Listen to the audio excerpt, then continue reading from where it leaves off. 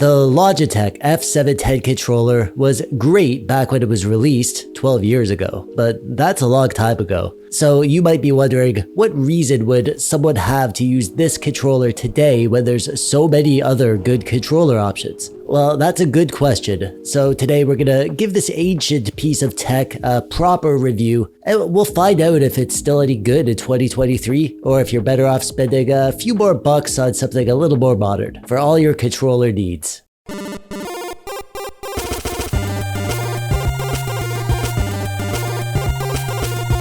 Hello there, I'm TechDweeb, welcome. Thanks for clicking on the video today. In this video, I'm going to tell you about this game controller. This one right here, the Logitech F710. I bought this thing ages ago, like 12 years ago. And I bet you're wondering, is it still a good choice today? Well, we're going to do a deep dive on this thing and really try to answer whether it's still a good controller that you should use today. So let's answer that, shall we? The Logitech F710 is an absolute classic. And by that I mean it looks old.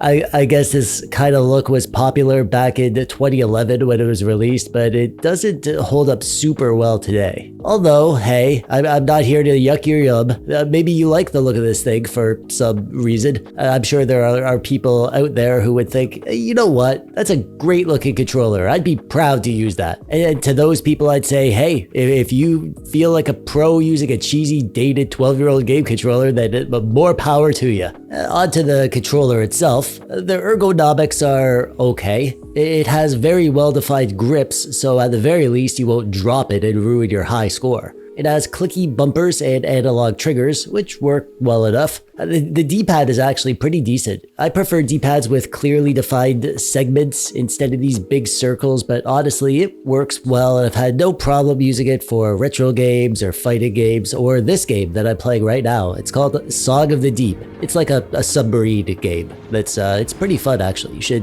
check this game out if you haven't yet. But be warned, it's a hard game. It's very easy to die in this game. At least I die all the time in this game, but let's not blame the controller though. That would be silly. The buttons don't feel great, but they're not terrible. And the thumbsticks are serviceable. They're in the PlayStation configuration, however the buttons are the Xbox ABXY buttons, so that's a bit strange. And the thumbsticks, they don't feel as good as most modern controllers like the Xbox One controller, but they're not terrible. They get the job done. We also have started select buttons, along with a mode button that switches the left analog stick with the D-pad, which is actually very useful in many situations. Although you want to make sure that you don't accidentally press this while you're gaming, otherwise you might accidentally lose control of your character and die. But hey, it's just a game, right?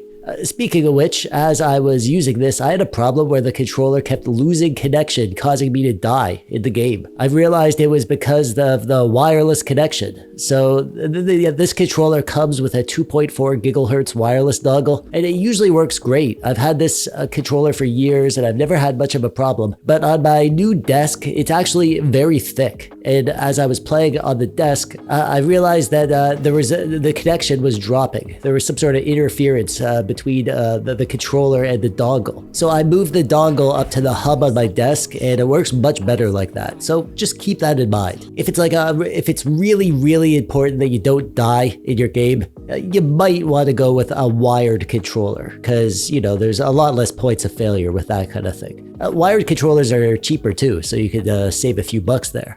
Speaking of which, let's be real here. The main reason that someone would choose this controller today is because it's cheap. You can buy this thing on Amazon for like 30 bucks. So if you're on a budget, putting together a new PC or gaming rig or whatever, and you blew all your budget on the CPU and the GPU and the RAM and all that stuff, and now you just need something dirt cheap to control your games, well, hey, jump on Amazon, search for controller, and buy the first thing that shows up, and it'll probably be this one. But in these situations, I have to ask, if you're going to go through all the work of building a gaming rig and paying so much money for the rest of your hardware, why not spend an extra like 10 bucks to get something a little better, you know? But hey, I'm not here to tell you how to spend your money. If you have one of these controllers lying around, then hey, why not? I've used this controller for years and it's still going strong, so I have no reason to think it'll die on me anytime soon. It was good when it was released, and it's still okay today. It's a popular controller. It's been well loved by many gamers over the years for good reason. It doesn't look amazing. It doesn't work amazing. So don't expect to win any awards for professionalism if you choose to use this thing. But I'd be lying if I said that it would get the job done for you. Probably. Or I wouldn't get the job done, I mean. I'd be lying if I said it wouldn't get the job done.